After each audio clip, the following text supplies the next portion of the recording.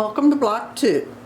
In block 2 we're going to make 2 sets of flying geese, the no waste method. So the first thing you're going to do is take your 7.5 inch squares and pin your 4 1/4 inch squares to the corners. Now I want to talk a little about pinning.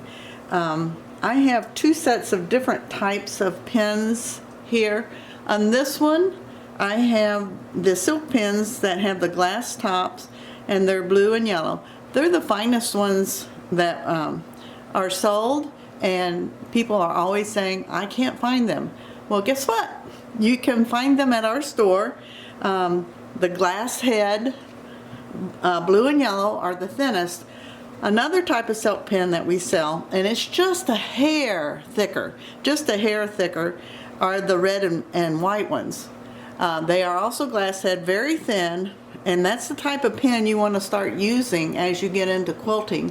You want to use a fine silk pin, and both sets are glass head. That means that if the iron touches them, they're not going to melt. They're not plastic like the big yellow-headed pins that they call quilters pins, and I have an affectionate nickname for them called quilters nails. But so you want to get a set, and I know it's a little bit of a cost when you first buy them, but you will love them and you'll never go back to any other type of pin. So we sell the blue and yellow and the red and white one, and that's what you want to use for this. Now this set I've already stitched, and like last time, remember, you're going to stitch just inside the 2 outer lines, and then we're going to take our rotary cutter and we're going to cut them apart and press.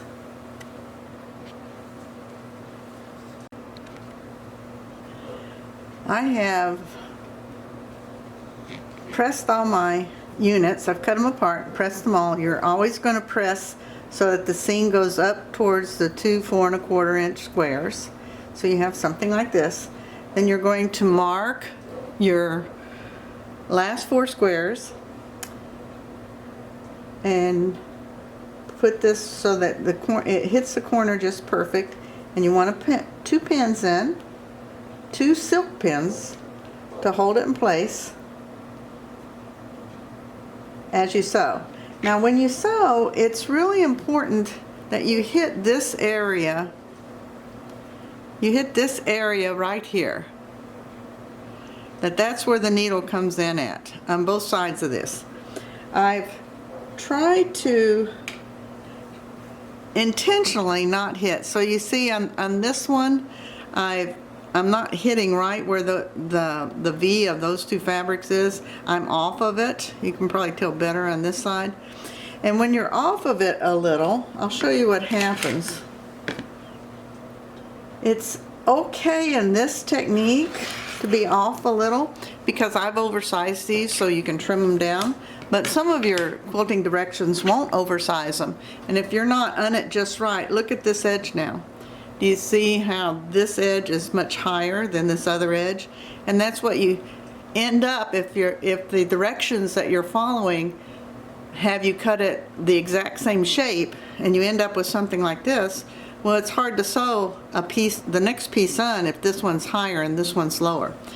But fortunately for us this year, we've oversized them so that when we get to this point, we can trim it down with our block lock ruler. So here I'm going to demonstrate how to trim one more time. After this month, I probably won't demo this anymore because you'll have it down pat, you'll know what to do. So I've got my flying geese ruler where the geese part, the triangular part, is snug up into there, and I have trimming to do on 4 sides. So I'm going to trim and trim, and then twirl it. And if you have a twirly mat, that's the best of all worlds. Otherwise, just take your time, it will twirl okay. And then trim the other 2 sides.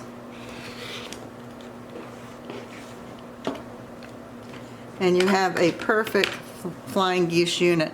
One that you have this perfect 1/4 inch at the top. So you're going to do that to all 8 of these units to make this block.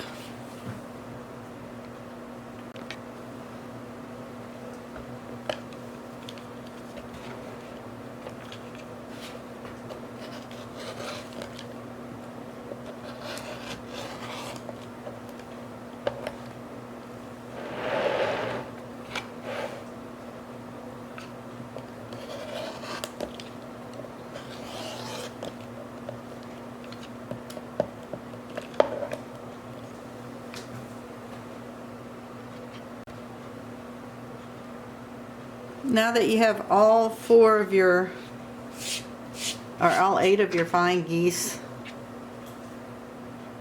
we're going to sew them into, oops,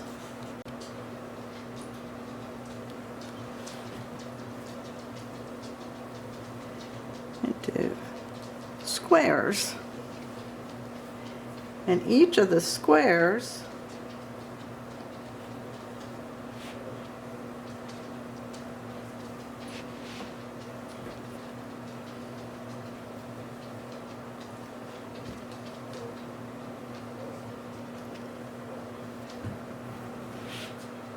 so you're going to sew them into 4 squares.